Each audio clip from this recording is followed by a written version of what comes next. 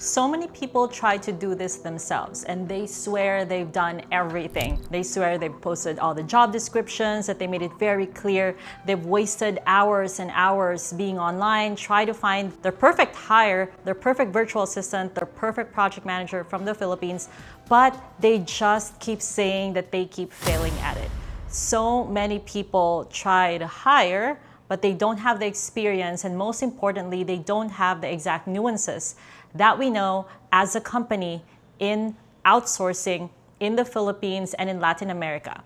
And in this video, I will share with you exactly the behind the scenes tips as an outsourcing company, how we get and hire great virtual assistant and project managers and great talent from the Philippines in 2025. I'm Carla Singson of Proximity Outsourcing, and I've been in this business for over a decade, really. So I started in SEO and copywriting, and I've started outsourcing work when I just had too much work to do and I couldn't do them all. I just started outsourcing the work to other writers, to other project managers as well.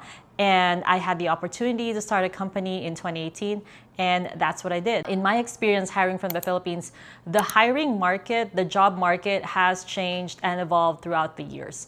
And especially now with AI, there's a lot of things that can be faked in terms of writing their resumes and maybe even doing written tests can be cheated on or can be faked, but there are just certain things that they can't.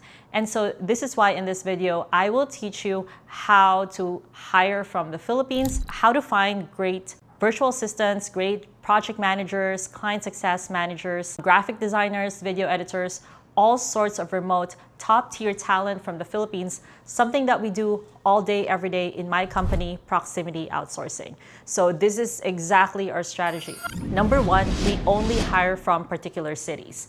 The Philippines is a large archipelago. The Philippines has over 7,000 islands, and each island or each area has a different personality. It has a different vibe. Some cities are more urbanized than others. Some cities are more conservative, or some cities are more liberal. Some cities are more homogenous in terms of religion. Some cities are more diverse. So with this diversity in terms of cultures and subcultures, there is a different quality of set of people for each city.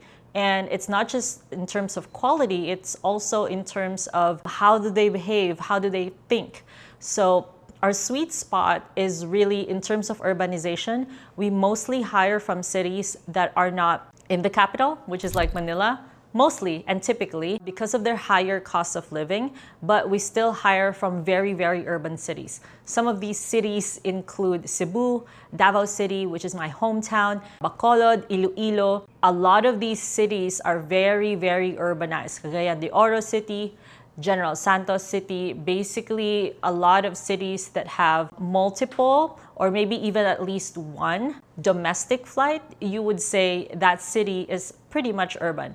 The reason for us doing this and sticking with more urban cities is because we want them to have a particular set of advancement or development, which means that it's very unlikely for these cities to have a power interruption or an internet problem. So we only hire from cities with at least 3 very viable options for internet connections, cities that are not calamity prone. So of course, in the Philippines, you would hear about certain typhoons, storms, or floods, or earthquakes, but there are certain cities that don't really get them a lot. And there are cities that get them a lot. So all you need to do is find those cities that don't have a lot of calamities throughout the year, because of course that's going to get in the way of your business because they're trying to serve you online. The other thing is check for other types of utilities, electricity, water. So obviously the more urban cities and the more advanced cities, you don't have to deal with those problems. Very likely they'll also have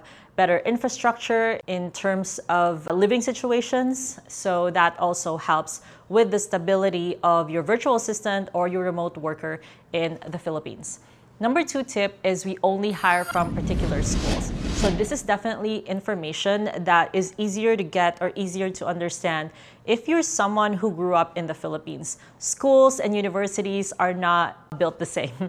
It's very crucial to know which schools are better than the others in terms of particular niches. So for example, there are certain schools that are better than others in communication courses, or in business courses, or in engineering courses, or in computer courses, computer science. So certain universities and certain schools have their own specializations, and there are definitely schools and universities that stand out in terms of their output, in terms of their students when it comes to certain categories. So like I said, there are certain schools that are good for only one thing, and there are also very, very good schools that if they just come from this particular school, it's very likely that they've had a higher quality of education compared to maybe other schools or other colleges. Now, of course, a little bit of a disclaimer here, whichever school your applicant comes from or your virtual assistant comes from, it doesn't automatically mean that they're good if they come from a good school. But it just gives you a better understanding of what their strengths may be. And also, if you are deciding between different schools or between different people who seem to be really good at the thing that you're hiring for, then maybe this is another factor for you to look at and to really make a comparison. So number 3 is we only hire from particular backgrounds. And this is really where the hiring strategy comes in. So when we hire someone, we always ask about their community and their life outside of work. We ask about their hobbies. We also really get to know them, like what's your first job after college? If you've worked a corporate job, which most people have in the Philippines, it gives us an idea on what kind of training they already have or what kind of certifications they already have. So for example, and I remember even my dad doing this and thinking about this when he would be hiring people, is if they've had training, customer-facing training from a big corporation, like even McDonald's, if someone is like a team lead at McDonald's or someone is a team lead at Starbucks, so it means that these people were trained at or some of the world's best customer service standards, and that would be kind of a plus on their resume as well. So there are other alignments that may be useful. So for example, working for fast-moving consumer goods like really big companies like Unilever, Procter & Gamble, those things also make a difference depending on the role that they have. Or even just, are they used to working night shift, right? So a lot of our clients in Proximity Outsourcing are based in the US and Canada. And it really matters to them that our teammates are used to working at night shift in the Philippines, because the last thing that you want is that they immediately quit their day job so that they can apply for this higher paying job that pays in US dollars, but their health takes a dive. You know, they suffer because they quickly learn that it's very hard to try to work a full-time job on the opposite time zone. So what we do additionally as a company is we only hire people who have worked night shift for the past 3 years before we match them with a client from the US or Canada. Now, we also have teammates working in the Australian time zone, in the Hong Kong time zone. We also have clients working UK time zone. So that's easier to match for because these time zones are a better match to the Philippine time zone. But since most of our clients are in the US time zone, it's really important for us to know that they've worked this time zone for a while.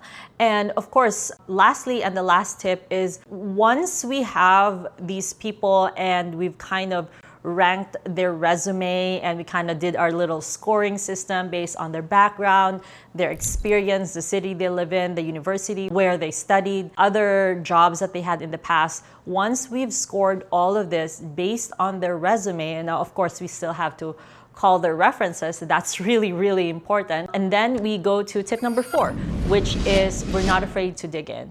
And so we ask a lot of questions. We really get to know their perspective in terms of growing up where they grow up, what's their community like, what do they participate on, what are their hobbies, and we really get to know them as people as well.